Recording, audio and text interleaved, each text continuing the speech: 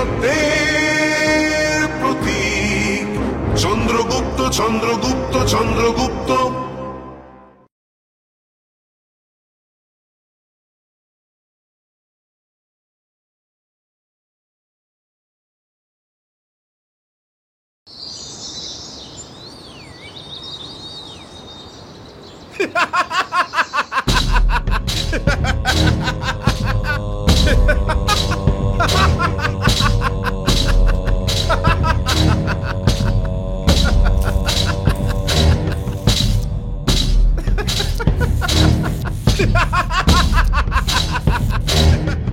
এই হলো আমার সৈন্যরা।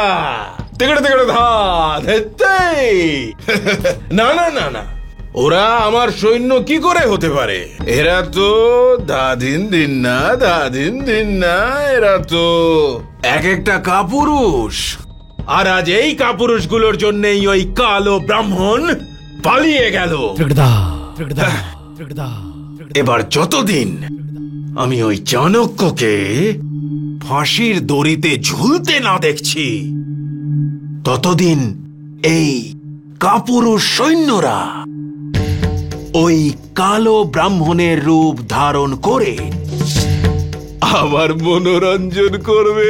দাদিন দিন দা দাদিন দিন দা দাদিন দিন দা। এসো এসো আমার তো রাক্ষস, এসো। দাদা দিন্দা স্বাগত জানাও ওনাকে। উনি কোনো সাধারণ মানুষ নন, উনি মগধের মহা অমাত্য। পুষ্প বৃষ্টি করো ওনার ওপর। তবে একটা কথা বলতেই হবে, আমাদের এই অমাত্য রাক্ষস খুবই কৃপণ। নিজের রাজাকে দেওয়া জন্মদিনের উপহার আবার ফিরিয়েও নেন। আর এই ব্যাপারটা আমার কিন্তু ভালো লাগেনি। আর তার জন্যই দেখো আমাকে কত কিছু করতে হয়। দেখো দেখো, আর এই সব কিছু ততদিন চলবে যতদিন না তুমি আমাকে ওই কালো ব্রাহ্মণ আর ওই উদ্ধত ছেলেটাকে ধরে এনে না দিচ্ছ। ওই ছেলেটা আমার স্বর্ণমুদ্রা থলি নিয়ে পালিয়ে গেছে, আর সেই সঙ্গে ও নিয়ে গেছে আমার জন্মদিনের সবচেয়ে গুরুত্বপূর্ণ উপহার। কিন্তু ভাববার বিষয় হলো এটাই যে এত ছোট বয়সে যদি ওই ছেলেটা এত সবকিছু করতে পারে, তাহলে বড় হয়ে যদি ওই কালো ব্রাহ্মণের সঙ্গে মিলে আমার সব সোনা নিয়ে যায়, তাহলে? আমার তো রাক্ষস এমনটা হতে দেবে না মহারাজ। শুধুই মুখে বলো তুমি। মুখে বললে কিছু হয় না, আমার তো করে দেখাও। ধরে আনো ছেলেটাকে এখানে। যেমন আদেশ মহারাজ, এমনটাই হবে। আর যদি এমনটা না হয়, তাহলে আমি আপনাকে একটা নতুন উপাধি দেব। অমাত্য কাপুরুষ।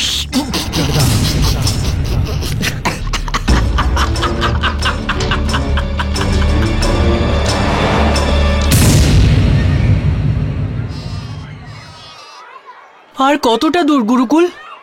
অনেক দিন ধরেই তো হেঁটে চলেছি। এতদিনে তো আমি ধননন্দের থেকে প্রতিশোধ নিয়ে নিতাম। মগধ নিশ্চিতভাবেই একটা বিশাল রাজ্য, কিন্তু এখন আমরা আছি তক্ষশিলায়। তক্ষশিলা? আচার্য তক্ষশিলা, এই শুনুন না, আপনি তো বলুন এই তক্ষশিলা কি? তক্ষশিলা গান্ধারের রাজধানী। দেখো, যেমন পাটলিপুত্র মগধের রাজধানী, ঠিক তেমনি তক্ষশিলা গান্ধারের রাজধানী।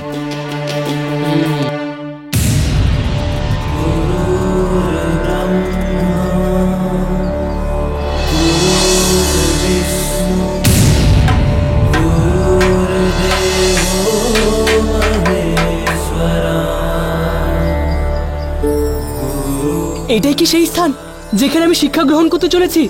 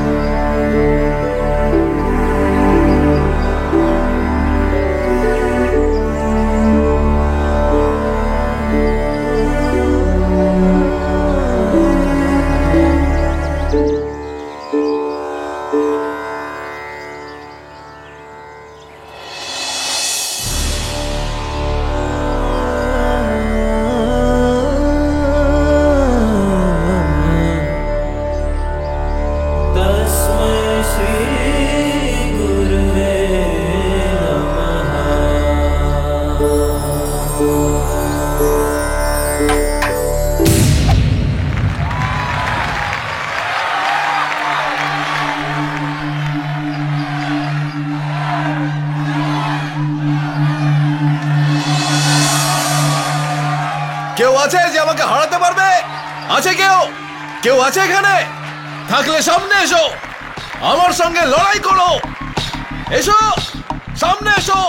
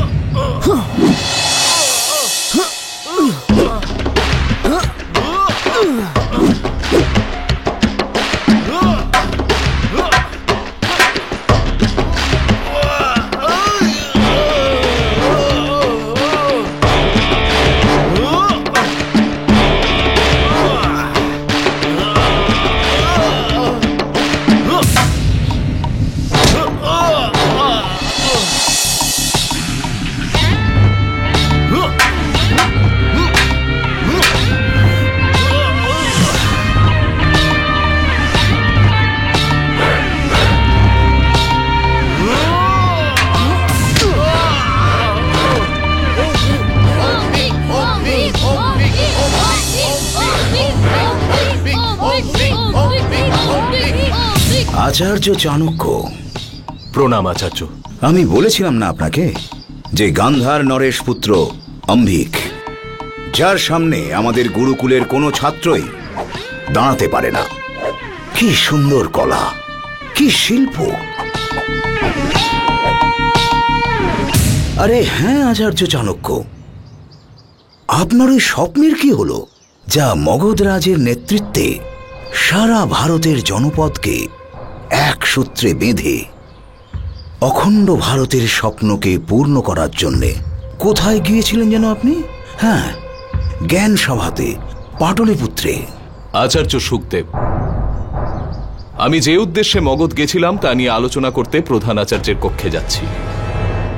আপনার এ বিষয়ে এতই আগ্রহ থাকলে আপনিও সেখানে চলুন। চন্দ্রগুপ্ত, আমি প্রধান আচার্যের কাছে যাচ্ছি। ততক্ষণ তুমি এখানেই বিদ্যার্থীদের দেখো। আচার্য এই বালক?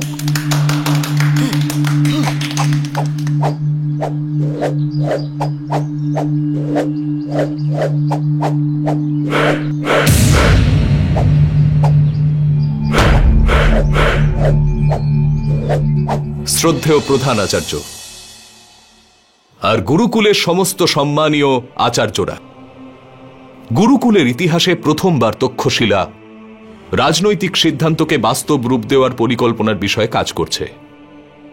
অখণ্ড ভারতের স্বপ্নকে সার্থক করার মহৎ উদ্দেশ্যে কাজ করার প্রধান দায়িত্ব প্রধান আচার্য আমাকে দিয়েছেন, যার জন্য আমি মগধের রাজধানী পাটলিপুত্রে গেছিলাম, যাতে সেখানে জ্ঞান সভায় অংশ নিয়ে সেখানে আসা সমস্ত জনপদের বুদ্ধিজীবীদের এটা বোঝাতে পারি যে ভারতের সীমান্ত প্রদেশগুলিতে ম্যাসিডোনিয়ার রাজা সিকান্দারের আক্রমণের আশঙ্কা কতটা বাস্তবিক।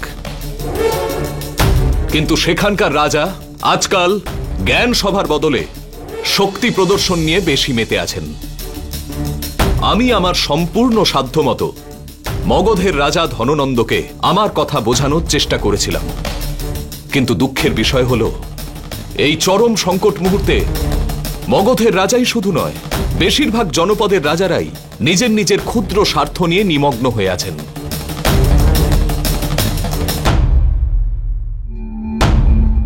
কিন্তু এই সময় একটি জরুরি বিষয়ে অনুমতি নেওয়ার জন্য এই আচার্য সভা ডাকা হয়েছে। আমি আমার সঙ্গে একটি বালককে এনেছি, যার নাম চন্দ্রগুপ্ত, যার ক্ষমতা পরীক্ষা করার পরেই আমি তাকে আমার সঙ্গে তক্ষশিলায় নিয়ে এসেছি। আমি চাই এখানে উপস্থিত আচার্যরা সেই বালক যেন এই গুরুকুলে শিক্ষা লাভ করতে পারে তার অনুমতি দিন। আচার্য চাণক্যের কোনো স্বপ্নের ওপর আমি এই সময় কোনো রকমের টিকা বা টিপ্পনী করতে চাই না, কিন্তু আমাদের এখানে গুরুকুলে কোনো ছাত্রদের প্রবেশের জন্য একটা নিশ্চিত পরম্পরা রয়েছে, যার গৌরবকে আমাদের ধরে রাখতে হবে, যেখানে আমরা ছাত্রদের বংশ আর কুলের শুদ্ধতা নিয়ে কোনো রকম বোঝাপড়া করি না।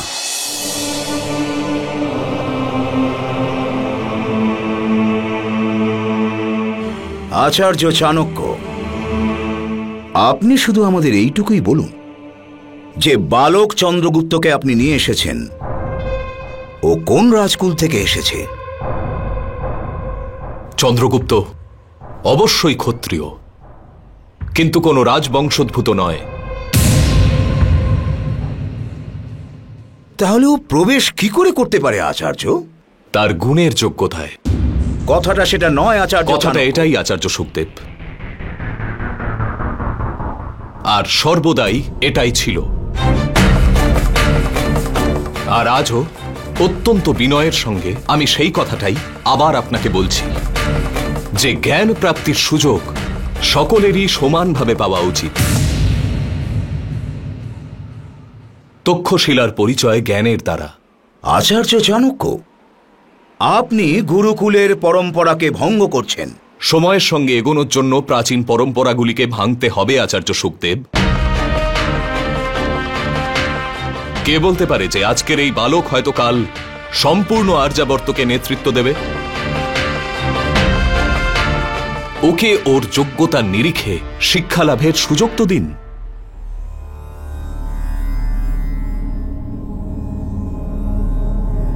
আচার্য সুখদেব, চাণক্যের কথায় মনোনিবেশ করুন। এমনিতেও তক্ষশিলা বড় বড় রাজা বা ধনীদের দানের সাহায্যে চলা গুরুকুল নয়, তাই দাতাদের খুশি করার জন্য এখানে নীতি তৈরি করা হয় না। এটা যোগ্য ব্যক্তিদের সর্বোচ্চ শিক্ষা দেওয়ার কেন্দ্র, আর তাই থাকবে। তবু আমাকে প্রধান আচার্যের অন্তিম নির্ণয় মানতেই হবে।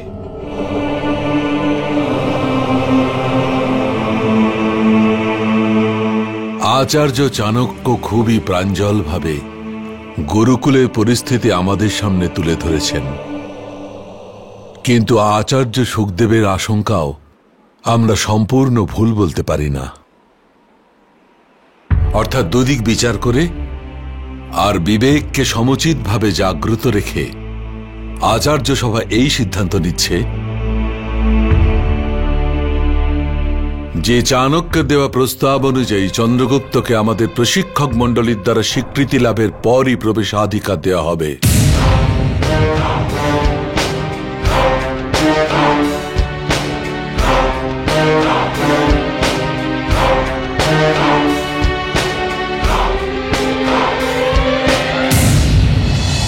প্রধান আমাত্য, আমাদের গুপ্তচররা খবর এনেছে যে চাণক্য তার শিষ্য আর ওই ডানপিটে বাচ্চাটাকে নিয়ে মগধ থেকে হয় বেরিয়ে গেছে, না হলে বেরোনোর চেষ্টা করছে।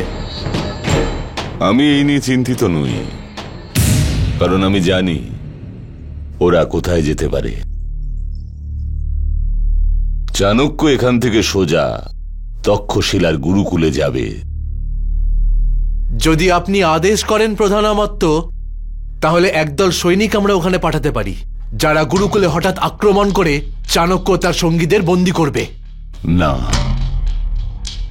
সেটা ঠিকঠাক ব্যবহার হবে না। এতে তো আমরা শুধু শুধু গান্ধার রাজ অম্ভিকে নিজেদের শত্রু বানিয়ে ফেলব। কিন্তু কিছু একটা আমাদের অবশ্যই করতে হবে, আর তাও অতি শীঘ্র। হ্যাঁ প্রধান আমাত্য, কারণ আপনি তো সবই জানেন, মহারাজ একটা কঠোর প্রতিজ্ঞা করেছেন।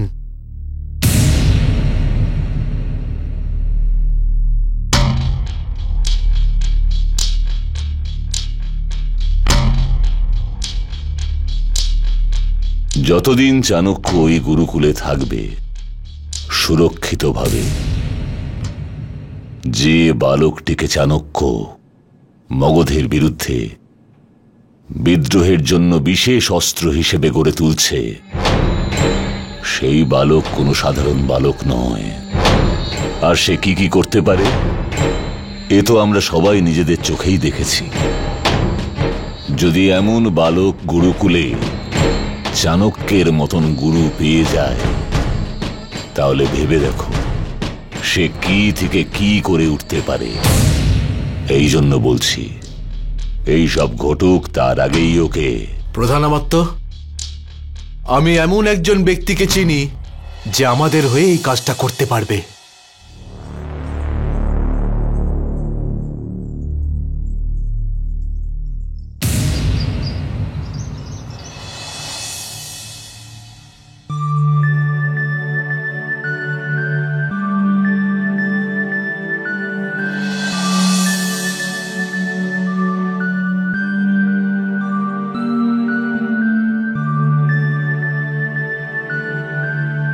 প্রণাম আচার্য। আচার্য, আমি গুরুকুলে প্রবেশ পেয়েছি। তোমার যোগ্যতা প্রমাণ করতে পারলে তবেই এখানে প্রবেশ করতে পারবে চন্দ্রগুপ্ত। কিন্তু আচার্য, আমি তো আমার যোগ্যতা আপনাকে দেখিয়েছি। আপনি তো স্বয়ং আমার পরীক্ষা নিয়েছিলেন শিকারীর কাছে।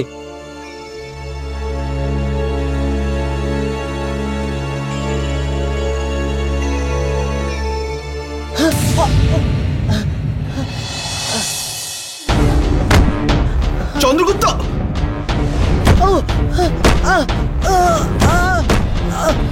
আচার্য!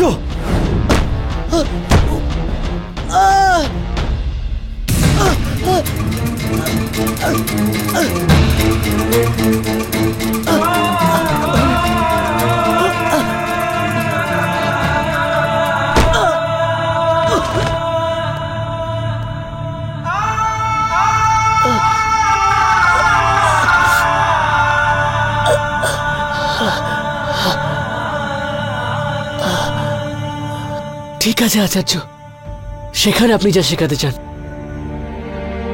কিন্তু তাড়াতাড়ি। কারণ যে অত্যাচারী রাজা আমার গ্রাম জ্বালিয়েছে আর আমার মাকে আমার কাছ থেকে কেড়ে নিয়েছে, তাকে আমি বেশি সময় দিতে পারবো না। তার জন্য তোমায় নিজেকে আমার কাছে সম্পূর্ণভাবে সমর্পণ করতে হবে। তোমাকে যা বলা হবে তুমি তাই করবে, কোনো প্রশ্ন করবে না। আমি আপনার সব কথা মেনে চলবো আচার্য।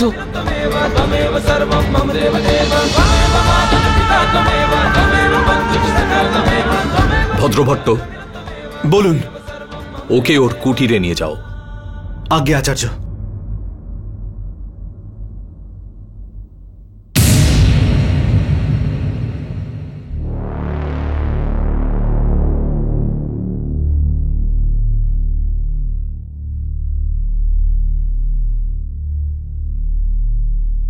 প্রণাম আচার্য। আপনি আমাকে ডেকেছেন। আপনার মগধ যাত্রা কেমন ছিল? অদূর ভবিষ্যতে আমি সংকটের আশঙ্কা করছি।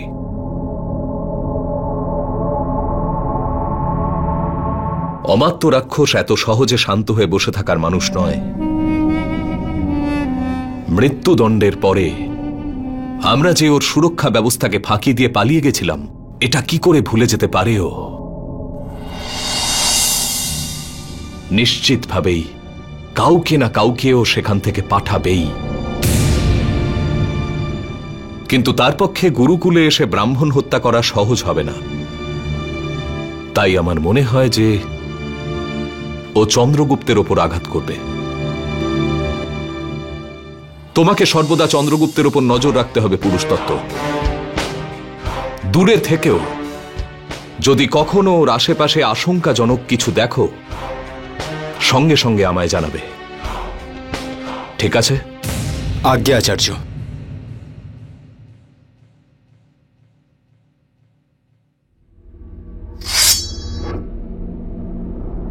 মিশান কোথায়?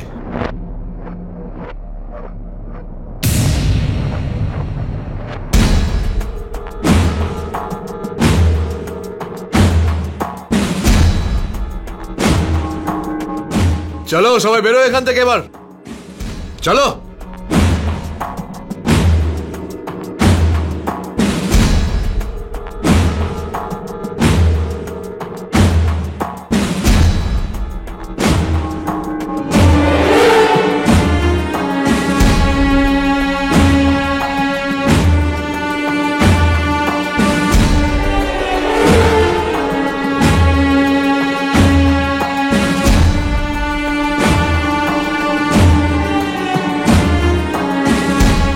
আমি জানতাম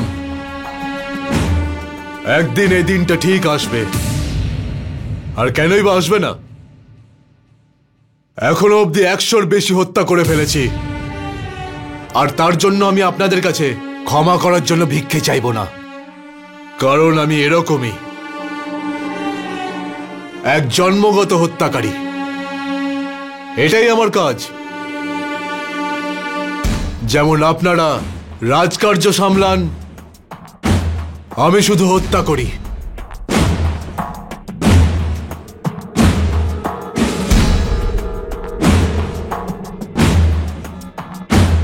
আমরা তোমাকে বন্দি বানাতে আসিনি।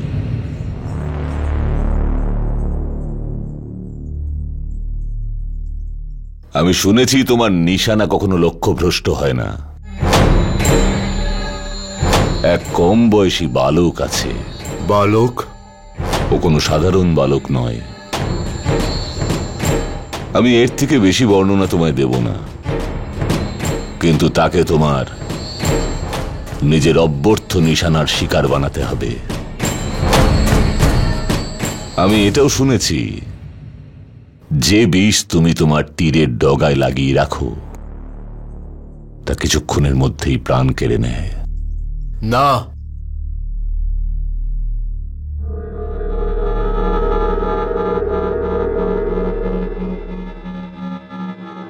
এক মুহূর্তেই প্রাণ কেড়ে নেয়।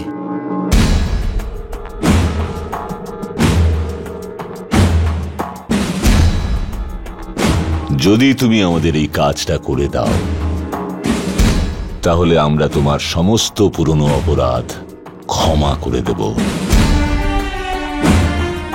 পুরস্কারের স্বর্ণমুদ্রাও তুমি যতটা ভাবতে পারো তার থেকেও বেশি দেব। আর যদি তুমি অসফল হও, তাহলে পালানোর জন্য কষ্ট করো না, আমরা তোমায় পাতাল থেকেও খুঁজে বার করব। আর একটা কথা মনে রেখো, ওই বালকের হত্যাকাণ্ডের একজনও যেন প্রত্যক্ষদর্শী না থাকে।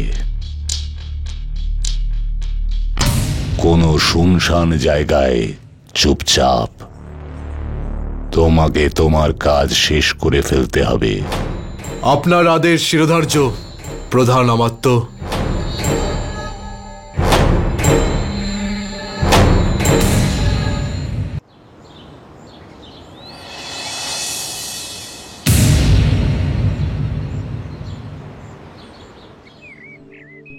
চন্দ্রগুপ্ত, ওঠো চন্দ্রগুপ্ত, আচার্য তোমার জন্য অপেক্ষা করছেন।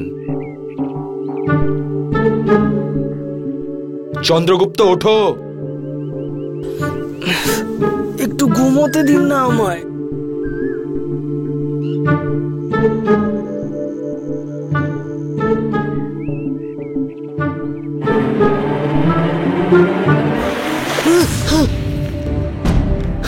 স্নানটা তো তুমি করেই ফেলেছ। যত তাড়াতাড়ি সম্ভব বট গাছের সামনে চলে এসো।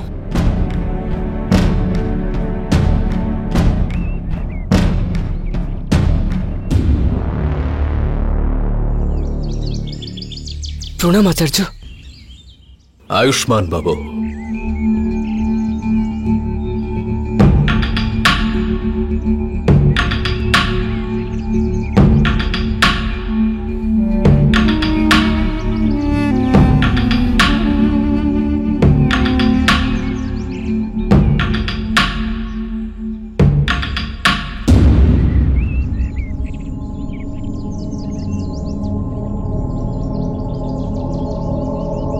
যতটা বলা হবে ততটাই করবে, বুঝেছ?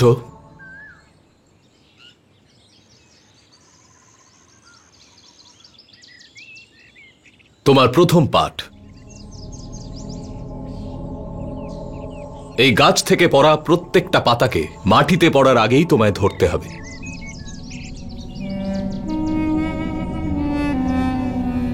এই নাও, পাতাগুলো এর মধ্যে একত্র করবে। কিন্তু আচার্য, দেখো, একটা পাতা পড়েও গেল। তোমার প্রত্যেকটা অসফল চেষ্টার পরে তোমাকে এই কাজটা অতিরিক্ত আরেকটা দিন ধরে করতে হবে। কিন্তু আচার্য, আমাকে গুরুকুলের প্রবেশের প্রস্তুতির জন্য এই গাছের পাতা ধরতে হবে।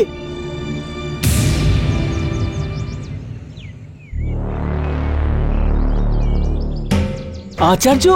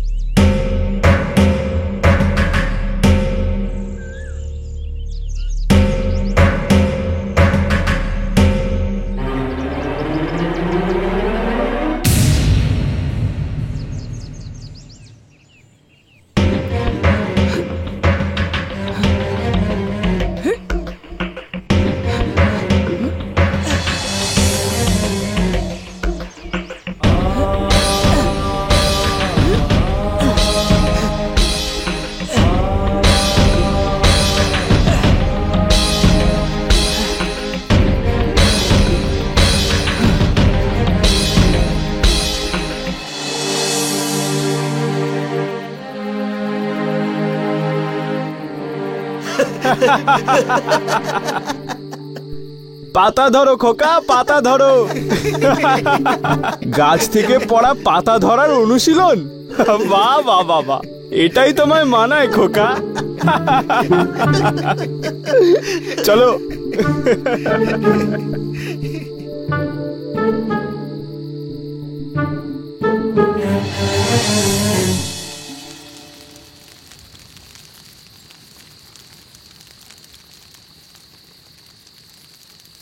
কতগুলো পাতা মাটিতে পড়েছে?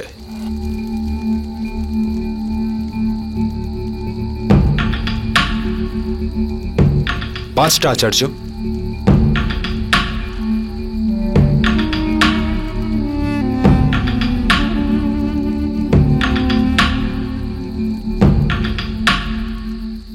দাঁড়াও, কোথায় যাচ্ছ?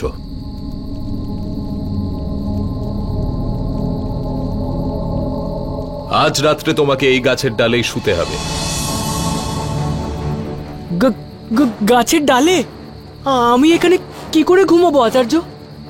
যদি আমি এখান থেকে পড়ে যাই তাহলে? আর এই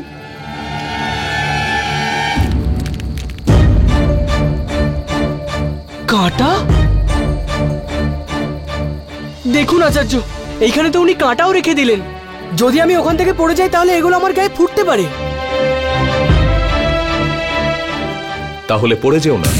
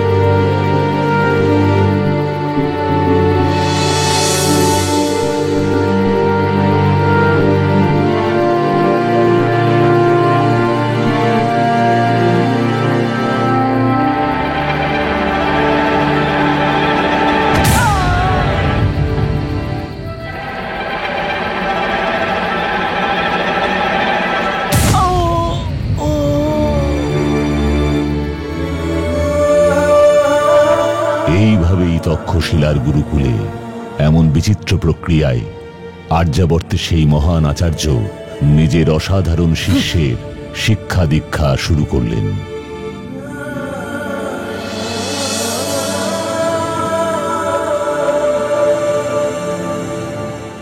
দিনের পর দিন কেটে গেল, আর চন্দ্রগুপ্ত অক্লান্তভাবে সেই কাজ করে চলল।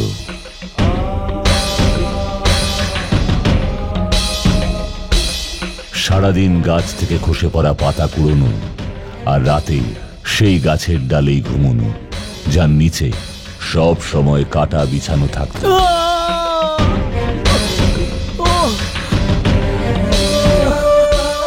সারাদিন পাতা কুড়োতে কুড়োতে আর গাছের ডালে ঘুমোতে ঘুমোতে চন্দ্রগুপ্ত গুরুকুলের অন্য শিষ্যদের বিভিন্ন রকমের অস্ত্র চালাতে দেখত, নানা ধরনের মল্লযুদ্ধের অভ্যাস করতে দেখত।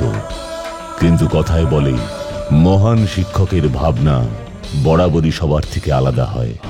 একদিকে সেই সময় গুরুকুলে চন্দ্রগুপ্তের মতো বিপর্যস্ত শিষ্য আর ছিল না, এবং চাণক্যের মতন মহান শিক্ষক গোটা আর্যাবর্তেও ছিল না।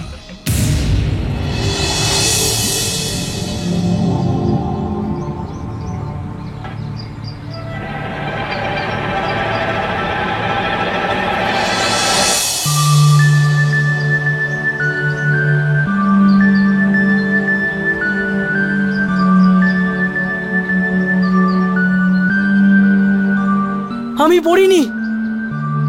আরে আমি পড়িনি, আমি পড়িনি। দেখলেন আপনি পুরুষ দত্ত, আজ রাত্রে আমি একবারও পড়িনি। গিয়ে বলে দিন আচার্যকে যে আমি গাছের ডালে ভারসাম্য রেখে ঘুমানো শিখে গেছি। আর এটাও বলবেন যে গাছ থেকে পড়া পাতা ধরার শিক্ষায় অনেক উন্নতি হয়েছে। কিন্তু আজ রাতে যে আমি গাছ থেকে একবারও পড়িনি সেটা এক্ষুনি গিয়ে বলবেন। যান না পুরুষ দত্ত, যান না। অবশ্যই চন্দ্রগুপ্ত।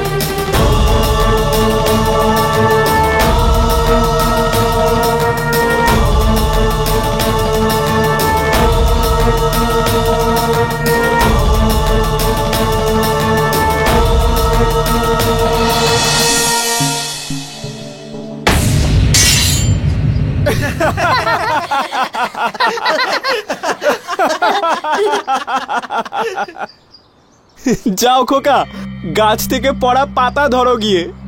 এটা নিয়ে খেলো না, এটা আসল তলোয়ার, বাচ্চাদের খেলার খেলনা নয়। কাঠের তলোয়ার তো কোনোদিনও হাতে ধরেনি, আর চলে এসেছে আসল তলোয়ার ধরতে।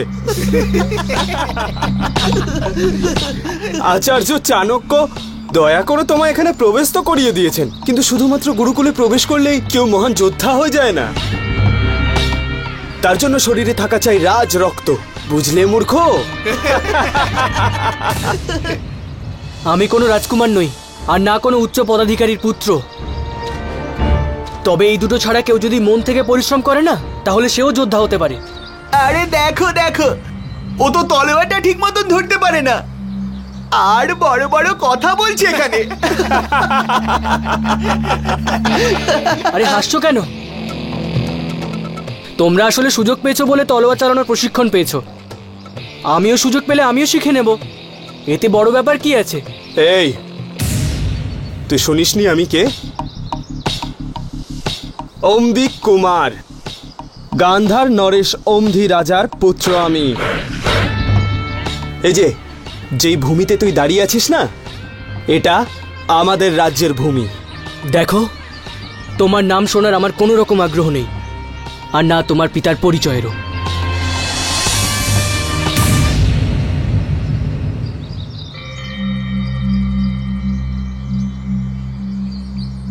ছেড়ে দাও না অম্বিক, আমরা এতজন আরো একদম একা। অক্ষয়, তুই সরে যা।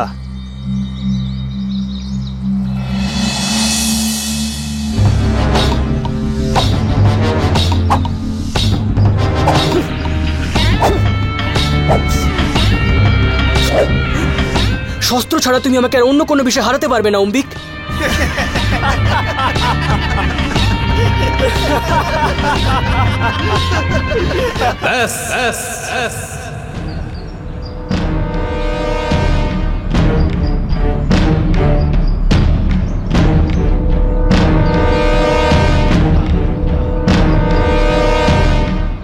ক্ষমা করে দিন আচার্য, আমরা তো শুধু তলোয়ার চালানোর অনুশীলন করছিলাম, জানি না এই কখন মাঝখানে চলে এলো।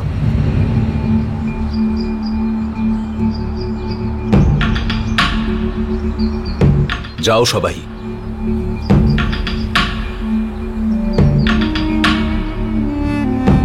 যদি তোর সাহস থাকে তাহলে গুরুকুলের বাইরে রাতে দেখা কর।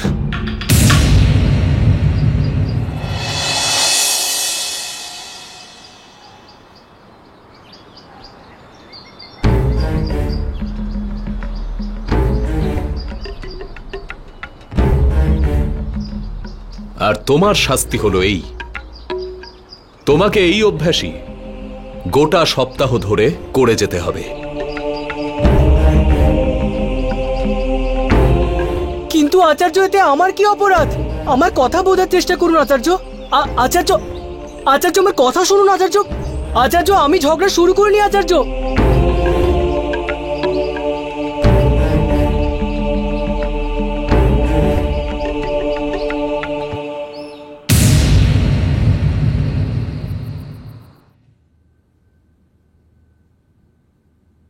বলো। আচার্য, আমার মনে হচ্ছে আপনি খুবই কঠিন পরীক্ষা নিচ্ছেন চন্দ্রগুপ্তর। এভাবে বেচারা ঘাবড়ে যাবে। যদি ভয় পেয়েও এখান থেকে চলে যায় তাহলে আপনি যে অখণ্ড ভারতের স্বপ্ন দেখেছেন তার কি হবে? এমন কিছুই হবে না ভদ্রভট্ট। কিন্তু আচার্য,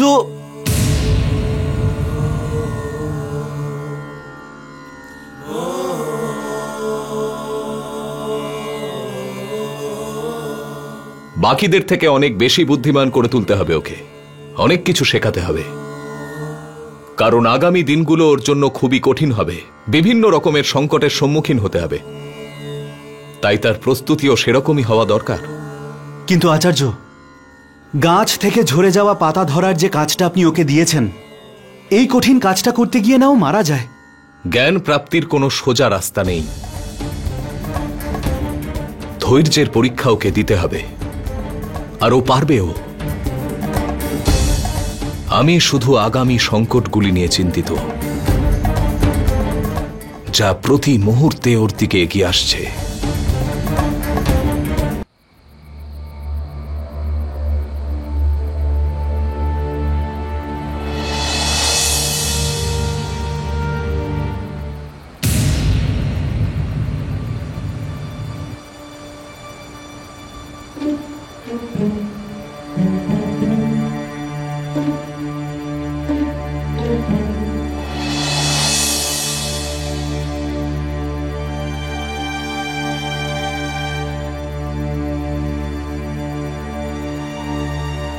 অম্বিক, দেখো আমি চলে এসেছি। কোথায় তুমি? তুমি কি এসেছো নাকি হেরে যাওয়ার ভয়ে আসোইনি?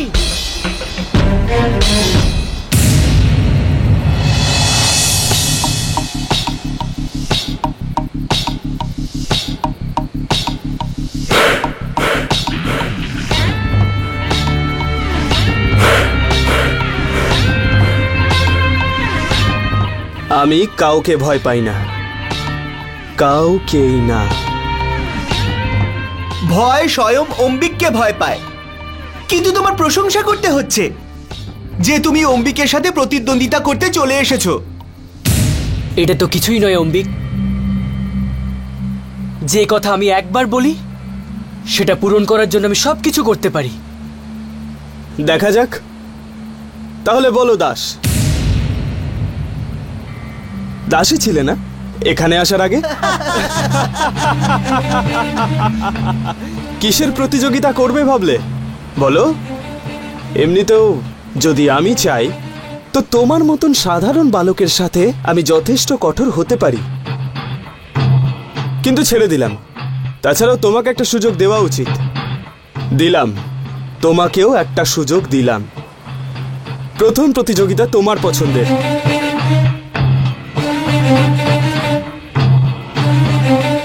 দৌড়। তুমি দৌড়ে আমাকে জিতে দেখাও। যদি তুমি যেতো তাহলে আমি তোমার সামনে কখনো আসবো না, কিন্তু যদি আমি জিতি তাহলে তুমি আমাকে তলোয়ার চালানো শেখাবে। আমি তোমার কথায় সহমত, কিন্তু আমায় একটা কথা বলো, তুমি এত তাড়াতাড়ি তলোয়ার চালনা কেন শিখতে চাও? তোমার তাতে কি? ঠিক আছে, তাতে কি এসে যায়? আমাদের তাতে কি? তুমি কি প্রস্তুত? প্রস্তুত।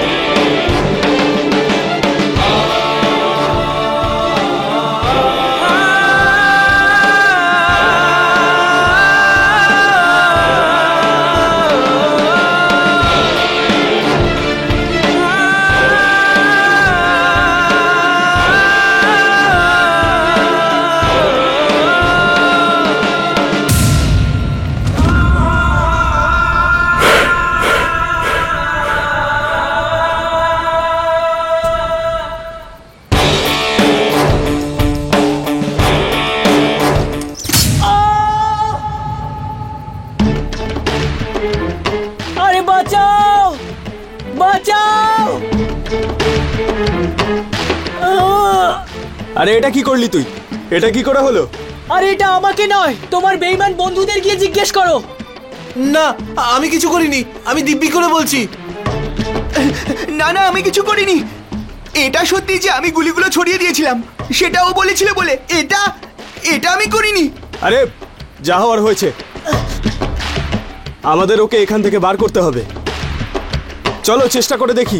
হ্যাঁ, আমি দেখছি।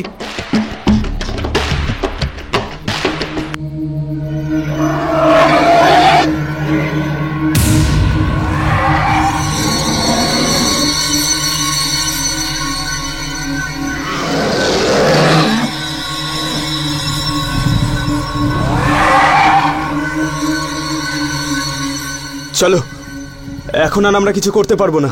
চলো। কিন্তু কিন্তু আমরা গুরুকুলে কি জবাব দেব? গুরুকুল কেউ কিচ্ছু বলবে না, বুঝলে তোমরা? আজকের এই রাতের ব্যাপারে কেউ কাউকে কিচ্ছু বলবে না। চলো চলো এখান থেকে। আরে কোথায় যাচ্ছ তোমরা সবাই? আরে আরে কোথায় যাচ্ছ? বাঁচাও! আরে কেউ বাঁচাও আমায়!